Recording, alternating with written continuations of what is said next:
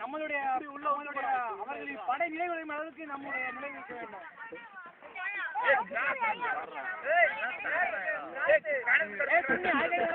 இதை வச்சு செயினை வச்சு நேரம் ஆக்க முடியும்.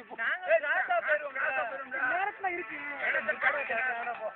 ஏய் வாங்கடா பேசாம. நீ பேசாத.